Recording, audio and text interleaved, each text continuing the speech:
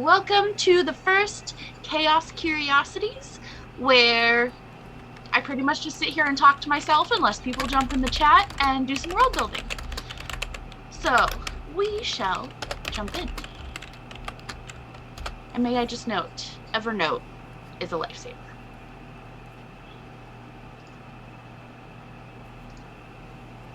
So we're going to start out looking at, oops.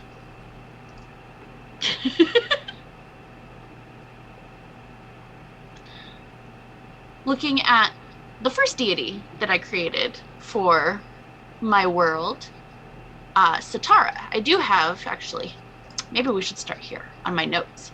So for the world I'm building, Artena, there's a force surrounding this continent. The world has a different name, but on the continent of Artena, there's a force around the continent that both metaphysically and physically makes it difficult to reach. So you have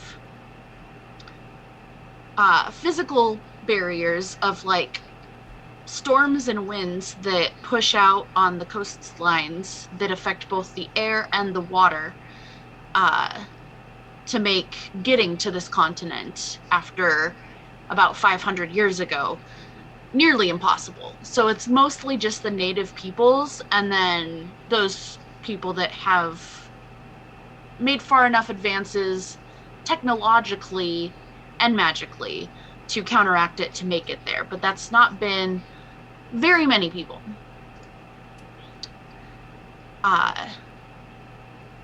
It's always a big thing when, oh, a ship has actually come into port, or an airship has arrived, or anything like that.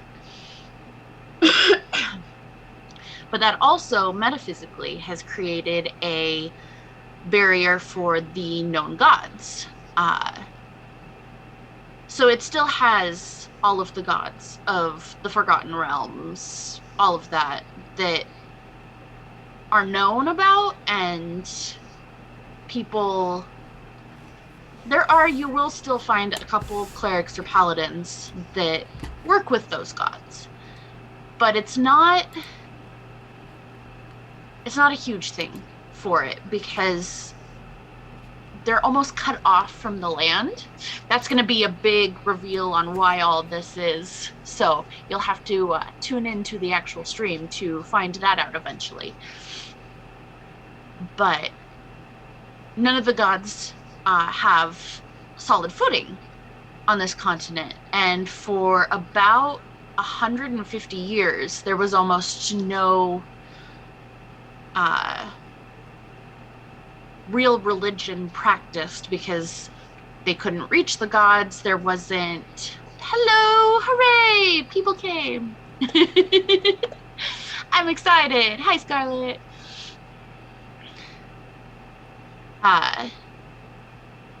So I'm talking currently about how things are cut off for this continent, and so because the gods don't have a foothold from... Hi, Brendan! It's just me, so I'm just going to say hi to people as you come in, because I can. So since there's not a solid foothold for the gods to affect things here, new gods have been raised. The first few, and a couple of them that followed, nobody's really sure how they were raised, because without the reach of the other gods, what exactly happened? That's another thing that's kind of in the background of a theme, that what actually happened to raise these gods? So there's, a nebulous other force that might be in play here that I've mostly gotten figured out, but you'll have to watch to figure that one out yourselves. But as they were raised, 3 realms were created for the gods. All 3 of the first ones, so the first ones that were raised were Theodosis, Ciceros, and I believe Raphael? Yes, Raphael. during a war with the Underdark, an Eladrin that had come over from the Feywild had found a portal through while he was escaping his own past, basically wandered into an elven fray where it was wood elves against drow who had been coming up from the Underdark, and his powers that he had turned the tides in that fight, while at the same time Sisros, who is a dwarf, had been fighting Duragar that also were trying to come up to the top. And nobody even knows why there was a sudden surge in those of the Underdark trying to escape the Underdark. Like, that is what it was. It wasn't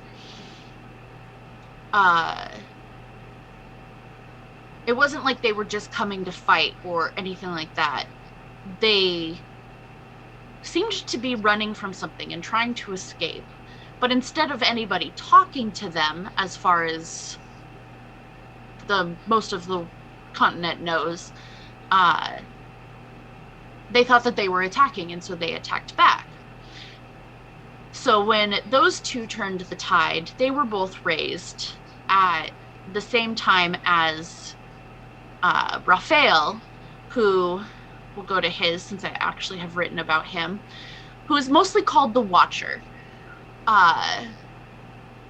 It's not widely known that his name is Raphael, but it's widely enough known that those that have done research into the gods would know his name, or those that, hi Chad, that follow him would know. But he was raised at the same time as these other two deities by the nebulous force, because he had been taking notes on what had been happening and what the reasons why those denizens of the Underdark were trying to escape. And the three of them were all raised to the Glame Empire, which is those that have a lawful, like, good, neutral, there's no evil, there's no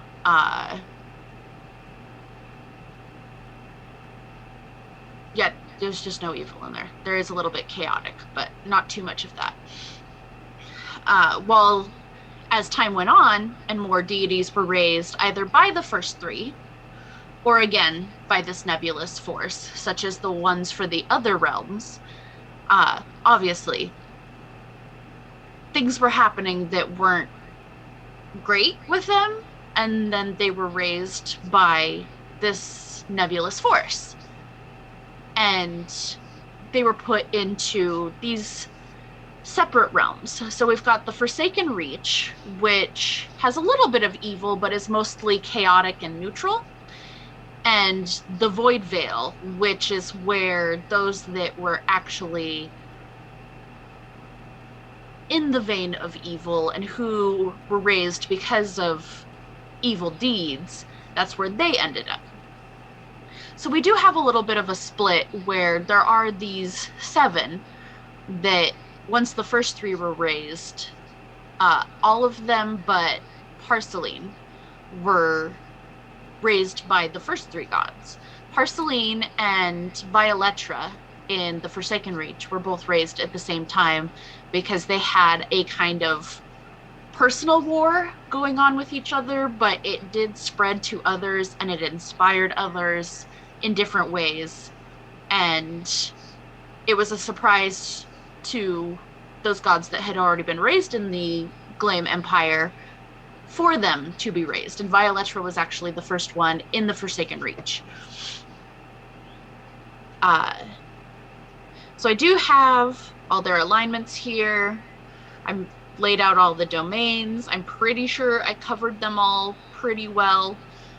But, you know, there's always going to be that one person that's like, well, I think that this goes with that person. And, you know, maybe it could. And we will figure that out together.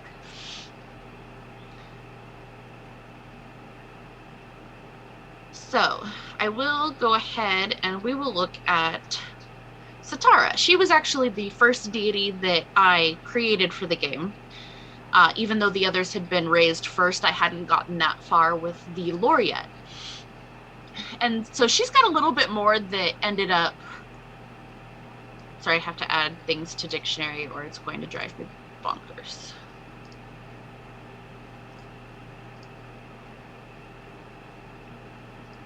Or, fix them. So I will, when I build deities, I did find a couple of sites where people who had built deities before had listed out things that they like to have in it and things that the deities that currently exist in 5e have information about them. So I do have, obviously, their name. I've come up with titles for most of them. Satara is very much the nature, the champion of druids. So very much domains, nature, peace, twilight. Like, she stands at that neutral space where she's very uplifting. She's neutral good. She's very much about the wild places, but also preserving what is there for the continent currently. Hi, Rob. Thanks for stopping in. So with Satara, the wandering mistress, she does, because she, as a human, she traveled. You can see in the backstory here. She was born of a human mother who was the wise woman for her tribe in the northern reaches, and an elven ranger who was tracking his quarry near their encampment and stayed for one night during a full moon festival with plenty of wine and dancing, and we all know what that leads to. She was believed to have been blessed, thanks to who her father was when she had been conceived. But she still felt isolated, and her mother passed shortly after she was born. She spent a lot of her time out empty bottles of wine and sore legs. That's pretty accurate, Rob. I've gotta change this up. I've changed some things around, and of course I've missed some of that in the earlier ones that I created. So she actually sought out her purpose in the war between the Void Vale and the Forsaken Reach. Those gods and their followers had come to a head. She's the very last one of the current deities that had been raised. And so she has seen a little bit more of the current issues amongst those in Artena. But she was a fairly strong druid. She had started young in her craft, with her mother having been the wise woman, and when she passed, the encampment that's kind of nomadic expected her to replace her. And she studied a lot on the herbal remedies that the books on those her mother had left her, and just other bits of lore that she had collected that led her to the life of a druid. So she adventured, and she helped mostly the wildlife. Like, she stayed to a lot of the wilder places and helped the animals and the people that helped the animals as well. And she made some friends amongst the other adventurers and the other druids that she met. But she quickly outpaced a lot of them because she was so single-minded in her pursuit of druidic knowledge to kind of understand where she came from. But there had been a 4-year war between the followers of the deities of the Void Vale and those of the Forsaken Reach, and it had demolished much of the frozen plains of Namada. now known as the Shattered Wastes, which is a fairly big area in the north that wasn't really populated all that much besides by those followers, because they were drawn there because of the natures of their deities. At the peak of the war, I'm finding dice on the floor because of course I am. I'm sure that surprises nobody that knows me.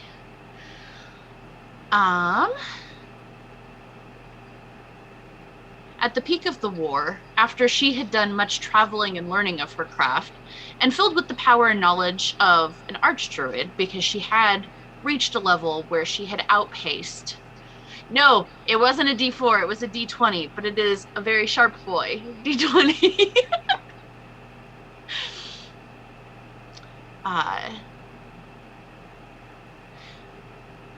But she had reached the level of what would be in a player level 20.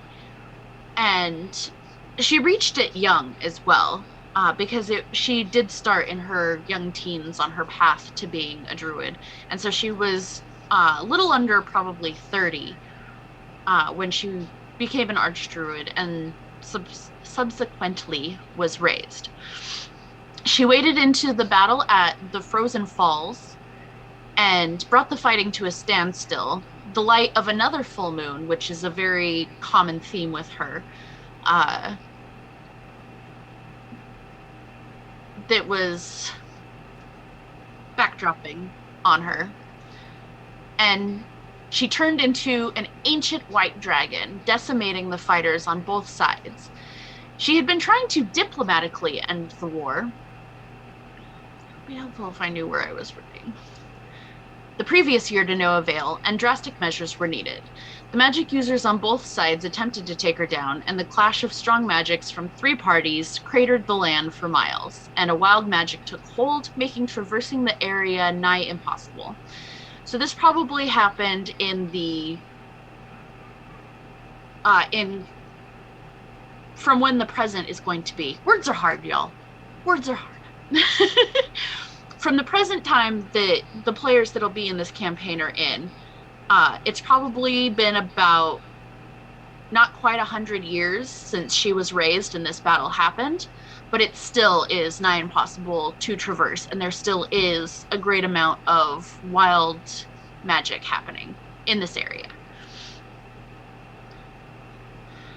The gods of the Immortal Empire took notice of her courage, attempts at diplomacy, and willingness to sacrifice those that wanted nothing but destruction to save what she could of the land, raised her up as a deity.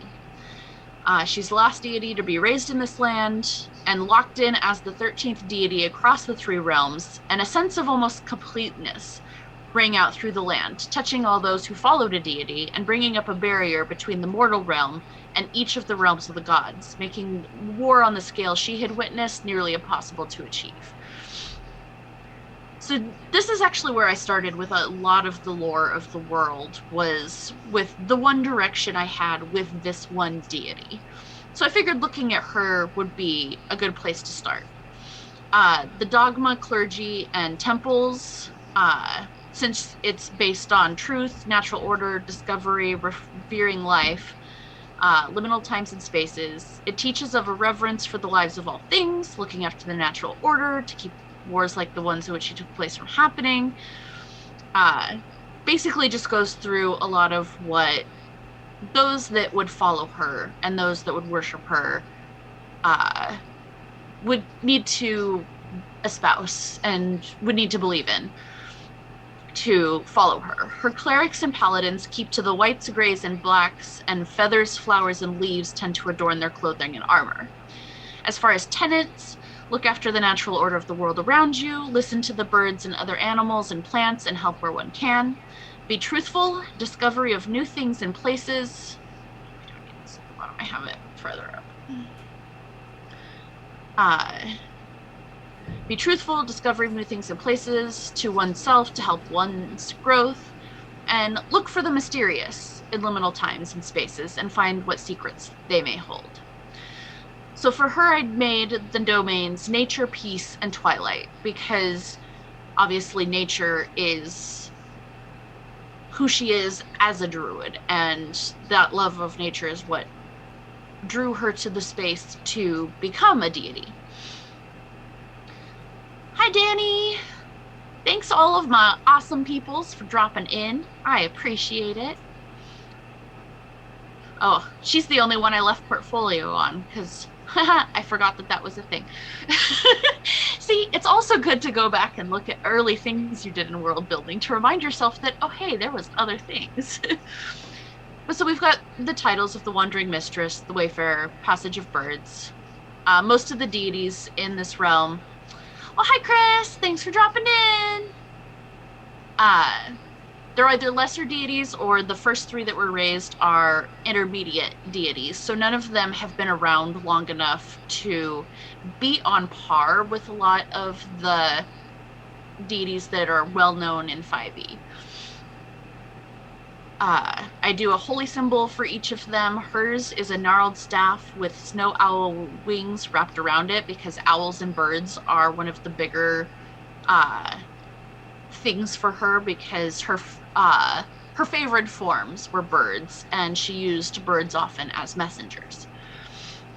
She is neutral good, so she's not like overly strict on a lot of things, but just be the best person that you can be is kind of what she wants her followers to believe.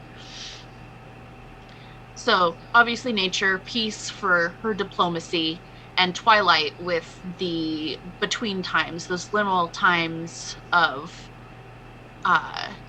the world, and twilight being one of those, I felt fit her very well. So her allies are those that are in the Glame Empire, and then the enemies are those that are in the other two realms. Appearance is always fun to play with. That's one of my favorite part of any character creation. So she is depicted as a half-elf having tangled silver hair with leaves and flower petals woven through it. She wears a flowing cloak that varies from soft gray to a black to a stark white, or a mix of them all, depending on the reasons that her avatar is approaching somebody on the mortal plane. Adorned with jewelry made from feathers, or made to look like depicted owls and ravens and other bits of nature. Her eyes look almost completely black, having the sight of the birds she holds dear. Birds are drawn to her, and those loyal to her, mostly owls and ravens. So a cleric of Satara would most likely end up with a familiar, even if it's not part of a cleric's usual spells and such, because of her tie to owls and ravens. It's one of those things where, because it's so drawn to her as a deity, that they would also be drawn to the followers and would make sense for them to have familiars. But she's also held very dear by the druids in the land. And while druids aren't normally known to be exactly holy and saying prayers and stuff like that, they do leave like tributes to her places because of who she is and what she did. So there's the first deity that I've created. And now I'm going to go ahead and let's see, which one should we start from basically the beginning? I think the blind crone will be fun. So I've already got a couple of things in for her. The titles, the wise woman, blind beggar. I had already figured out all the alignments and domains so that I knew that I had my bases covered on those. And then the allies and enemies are obviously already in there. So I think for the blind crone, a good holy symbol would be a book with no words.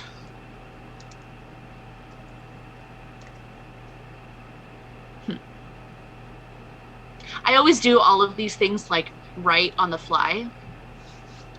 A book with no words because she's blind, but she's also wise. And you know what? We're actually just going to leave it at that because I kind of like that. She's lawful neutral, so while she is not in the Glame Empire, it's not. The Forsaken Reach has a little bit of evil involved because Violetra, who is one of my favorites and Queen of Chaos, chaotic bitch, she's obviously going to be one of my favorites, but she is chaotic evil.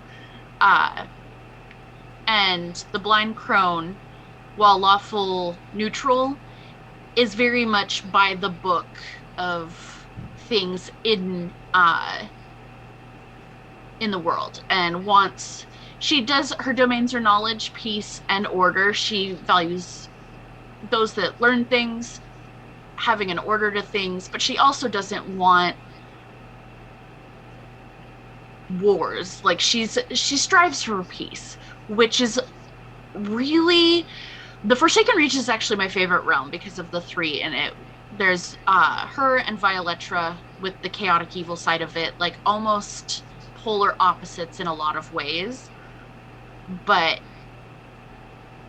the way that Violetra went about a lot of things, the Blind Crone is actually who raised her and as a deity brought her to the Forsaken Reach. The Nebulous Force had started it, but then the Blind Crone was like, oh, we want her here, kind of thing. Oh, I never did come up with her holy symbol. See? Things are missing. But then we also have in the Forsaken Reach Priscos, who is chaotic neutral. And so there's like a little bit of chaos, a little bit of she sees the order in chaos. The Blind Crone was the first in the Forsaken Reach. And even though she's the last one of the three that I'm actually working on and creating, she appreciates the way that they chaotically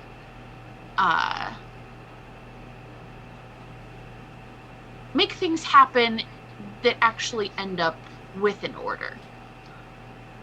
Was kind of my thinking behind that.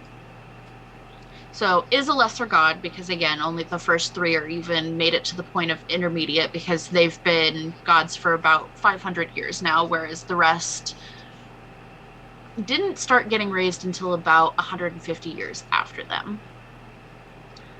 Appearance, obviously being the Blind Crone, she's going to be an older woman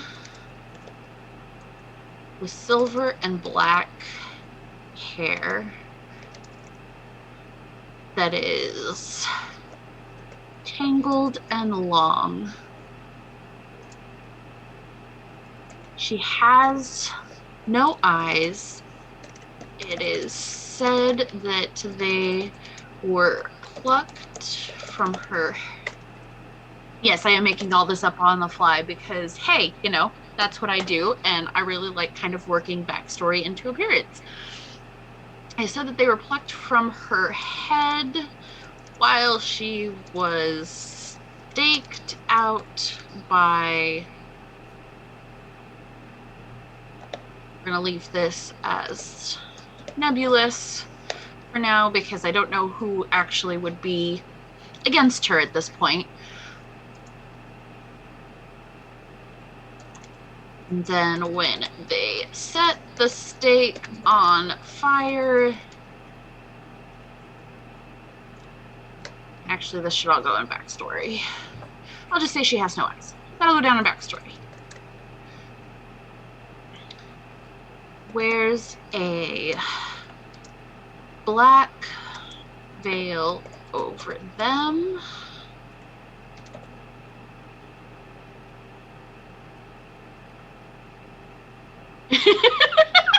I'm just now looking at Kat and Brendan's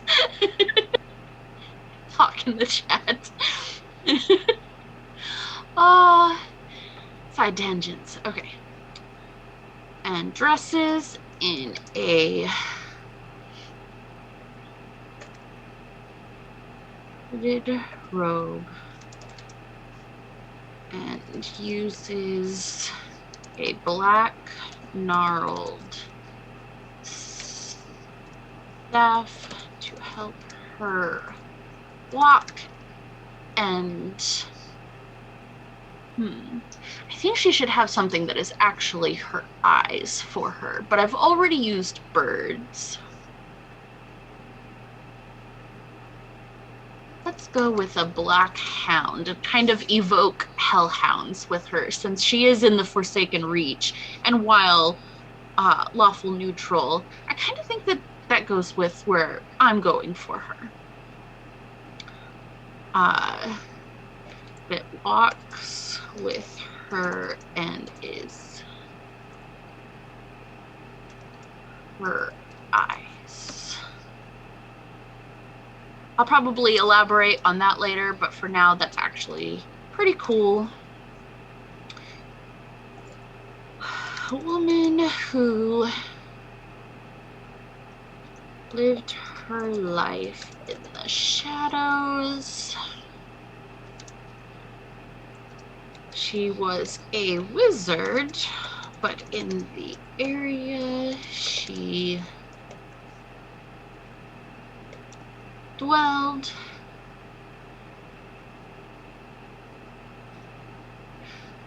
I have no idea where this conversation started and where it was going, but I now need to go back and read that because I'm invested. Gee, thanks, friends. She was a wizard in the area she dwelled. They believed she was actually a hag. And they grabbed her in a mob, tied her to a stake. They say her eyes were taken by crows, which is why she is blind, and then burned at the stake because they believed it would cleanse their land. I'll go way more into that down the road when I actually sit there and look at it longer, because there's a lot more that's going to be to her, but I think that that's a pretty good start, because Artena is a fairly large continent for all that it's cut off, and people don't go there as often, so it's not a hugely populous. They still have some cities, they still have, you know, a fair amount of towns that are spread around it. I do plan to finish up the map for this weekend and get it scanned in, and so that people can actually see where things are and how spread out it is. Rob, I have 13 with a nebulous force that is probably a 14th, but I'm not entirely sure if it's going to be a deity. I have, here, I'll bring up the notes again. So with the total of 13, we've got the 7 here that are the good gods, or more neutral. The Forsaken Reach has 3, and the Void Veil has 3. So I liked the idea of that 13, because, you know, I'm a dark bitch, being a repetitive number in... Yes, things absolutely change as I write more, and then I go back and I change other lore because, oh hey, this works better. This is why I do the deities first, and then I go back and extrapolate all the lore from this, because then I already have this built up with quite a lot of lore, actually. The ones that I've finished, I've got quite a bit on Parsoline, Priscos. Raphael is, you know, a little unknown, so not as much. But yeah, I've got quite a bit that's built up just from giving backstory on how the deities were raised, or why they were raised, or what they stand for at the very least. But dogma, clergy, and temples, I'm just basically going to start with the clerics for now. Anything that horrifies Brendan's grandparents and amuses Kat, I am all in. I will join this war. Sorry for the tangent.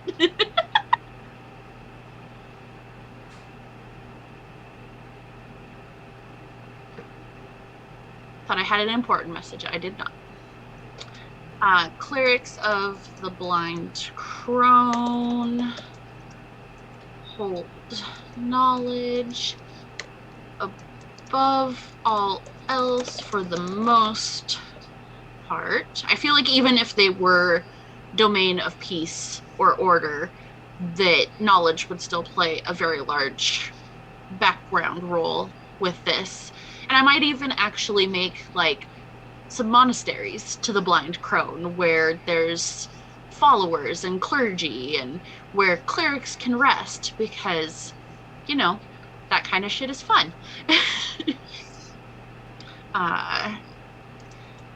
They wear robes like that of the Blind Crone.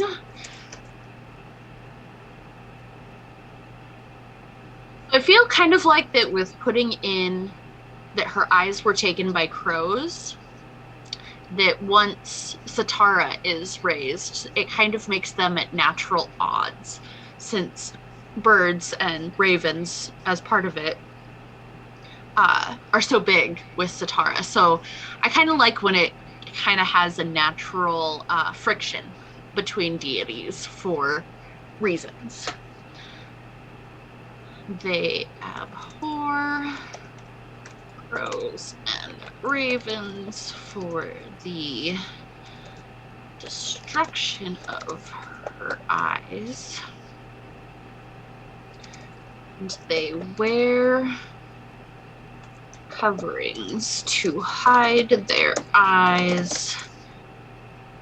And actually, all of this would kind of fall under clergy and paladins as well, and I can kind of separate some of it out later. Yes, crows are always a thing. They wear coverings to hide their eyes and represent the blind truth she wants them to follow. I feel like that's, you know, temples. I think that her temples would be, since I already mentioned the monasteries and the learning. Yes, we love crows in this house. We have lots of crows and raven stuff all over.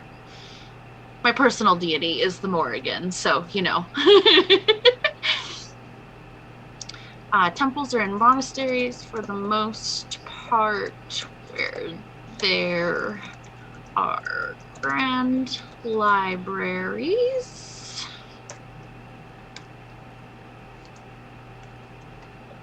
Dedicated to the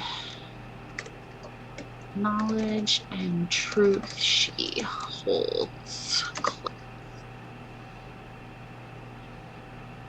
Tenets would be truth, finding order in the chaos, since I really like throwing that into why she has the others with her in the Forsaken Reach. And keeping the peace where they can.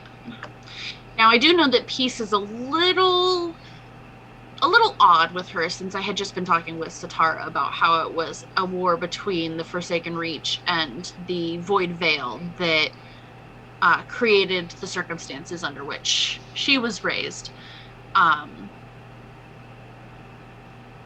But, you know, there's different kinds of peace. And all places as well. So I still feel like her piece wouldn't necessarily be a good piece, but piece that is forced even maybe part. I'll go back at and look at again because yes, Kat, you bring order to my chaos.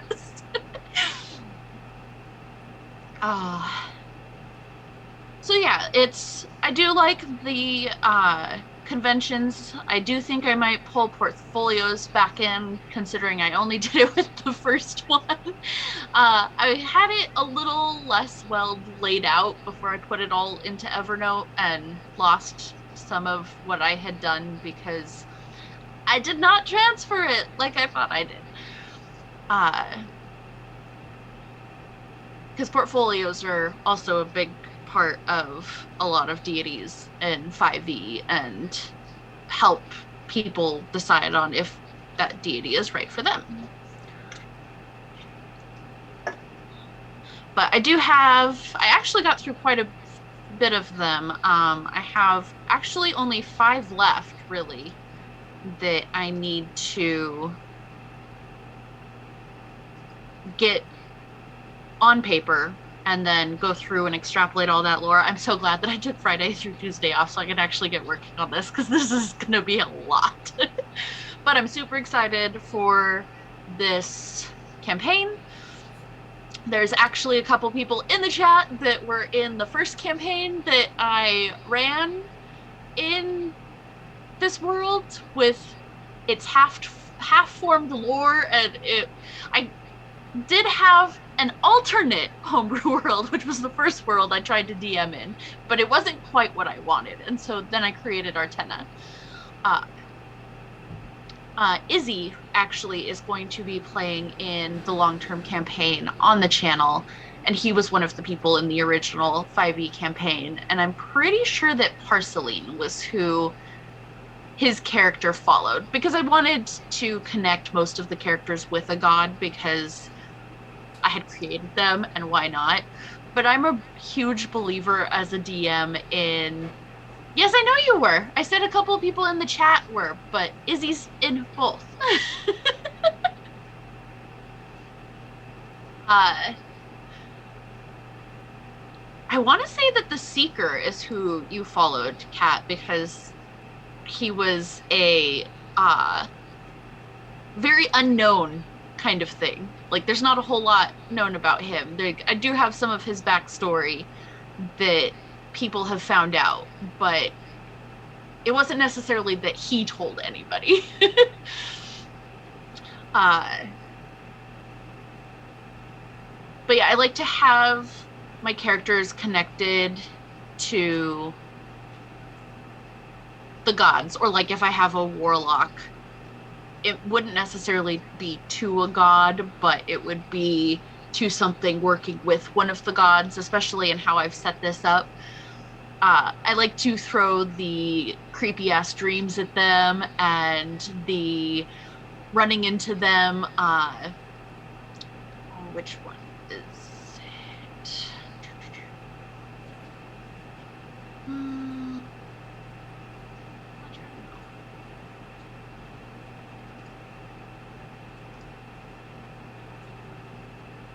I'm looking for something. Here we go. So Priscos, the one that I gave Grave Domain because he's really the only one that deserved the Grave Domain, and Grave Domain is one of my favorites. With the Crossroads, he's actually one of the deities that most likely is going to have one of his avatars approach a cleric or a paladin or someone that follows him, because at the Crossroads he has more power. And I always loved that about Hecate and her power at Crossroads. And so I drew a little bit of that for him, but I also kind of made him a lot like death. A willowy man, long blue black hair, gray eyes, pale skin, a scythe, bony hands. Like, I kind of took a lot of my favorite death related mythology and kind of pushed it all together in this one. And I'll probably change it up a little bit to make it more mine. But the Crossroads has always spoken very highly to me and been one of those things that I absolutely love. I actually kind of want to touch on Parsoline and Violetra. They are the only ones that have a main enemy in each other, whereas all the rest, it's just kind of generalized, because they actually were friends in real life. But Parsoline, with her beauty, and she was a bard, and she very much was that person that drew all eyes, that was the one person that when you walk it, she walks into a room, like, it's not even necessarily always her beauty that drew the eye, but her presence always was just so overwhelming. And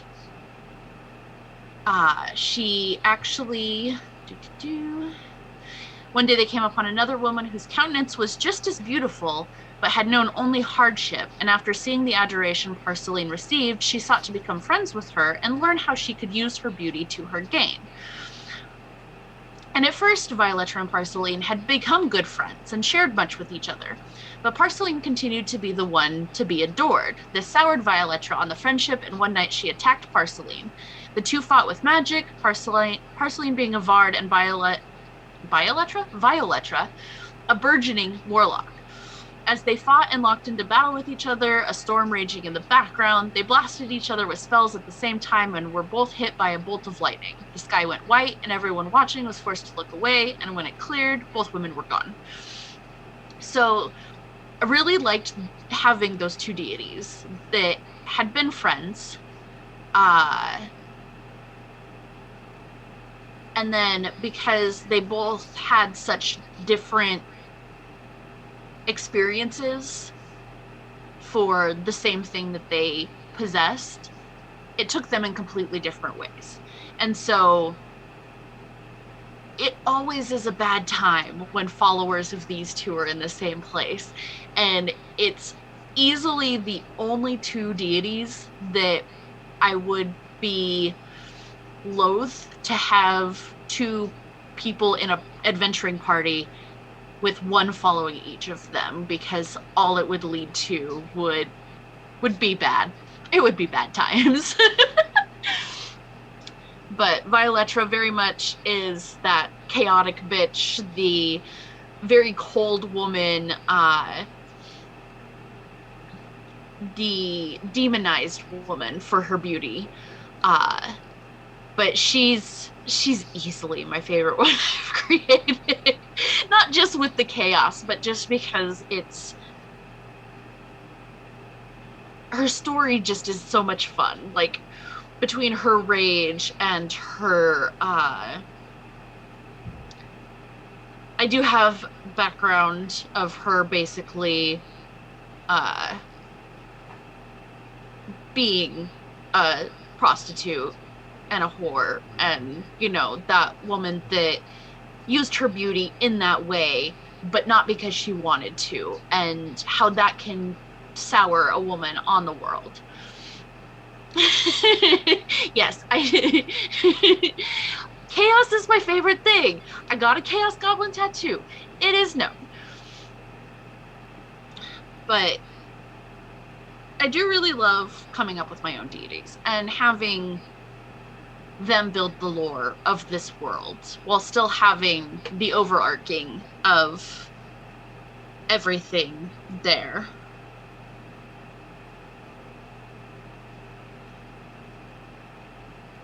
Sorry, I had to send a message. Where it is not just yes, Chaos Goblin. It is a thing.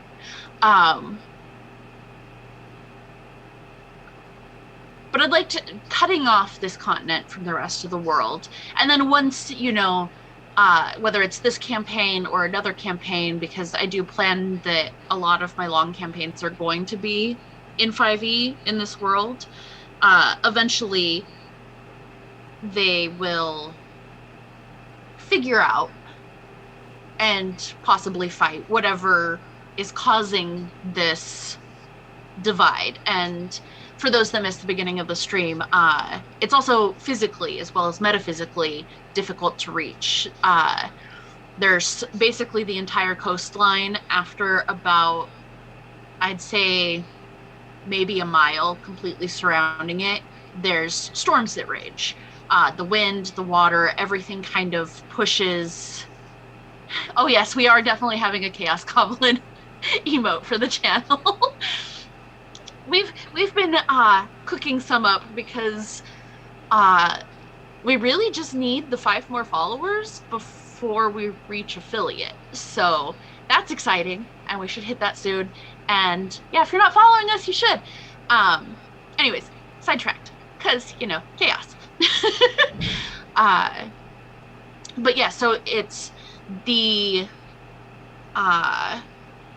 elements are also pushing back, like as any ships that try to come to the island will get hit by these storms that require a mix of magic and technology to get through. Airships, doesn't matter how high they are able to fly, the winds will push them away. So most of the peoples are either native or came before all of the weirdness started to happen and are as good as native. I do have a few that have come over from the Feywild, because there are still portals that happen between there. The tenants on Violetra. If I was a deity, this would be my tenets. Fulfill your desires above others. Create and sow chaos where you go, and be underhanded as needed. Oh. But yes, so those are my gods, and a first look at the world that people will be diving into on stream in June. And I'm super excited for everybody to get not completely autobiographical. I was never a whore. Anyway, sorry, sidetrack. Although I would be most likely to be a warlock of any of the classes, if we're being honest. Give me a second here.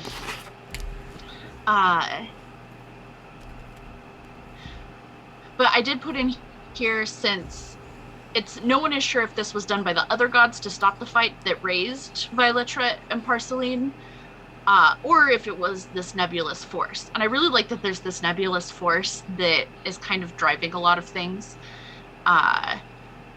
It will absolutely come into play in the game and help explain some of what's going on as our adventurers find and figure out certain things in the world. So I really hope that all of you are excited to come on that journey with me.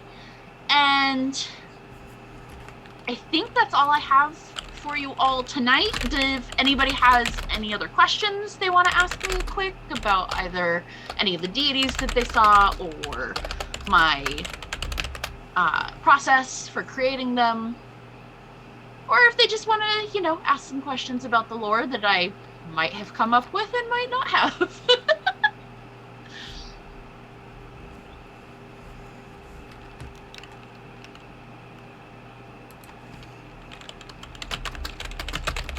And now I'm just going to sit here and not talk until somebody tells me anything.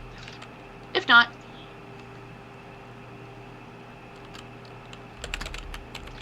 well, thank you everyone for joining me. If you do have any questions about any of it later, feel free to reach out to me. Because yes, Skag, there's absolutely going to be a map. I have one started, but it's too big to scan because I have drawn it on paper this big. So I'm going to transpose it onto a smaller piece of paper and get it so that we can get it scanned in and do some cool things with it, and then able to share it with both the players and the online world. I'm good, Brendan. How are you?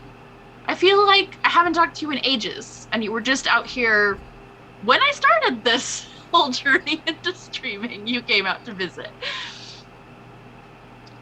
Well, anyways, thanks again, everyone, for coming out. I appreciate you all. And we will see you Monday for Chaos Commentary, where we are going to be talking to Dungeon Matter about Crashlands. Hi, Christian. And that's also the day it releases. I do plan on getting a copy of the game to give away in chat as well. So if you're interested in getting a copy of that, be sure to jump in and stick around to the end. And then Tuesday will be our last April one-shot with our second Viking Death Squad. And then we go into May with Vason being run by the Bleak Season in the chat. Christian, he's going to take 4 of us, actually. Everybody but Kevin is hanging out right now. We've got Rob, Phantom MJ, and Chad, North Shore DM, and myself, and then Kevin from Game Night Heroes that are going to be playing in that 4-part mini campaign of Vason. And then I will be doing another playtest, this time of Spellburn Earth. It's going to also be a 4-part mini campaign. This is mostly going to be about the mechanics. We do have a couple of the nations that he has for it that are worked out that we'll be utilizing. But there's a lot of it that he's still going over with sensitivity readers and getting writers involved in, and we just really wanted to help him out with playtesting the mechanics to make sure that those work and there isn't any changes on that need to be made. So if you're interested in that, come and check that out. And yeah, thanks for coming out tonight, and we'll see you soon. Bye!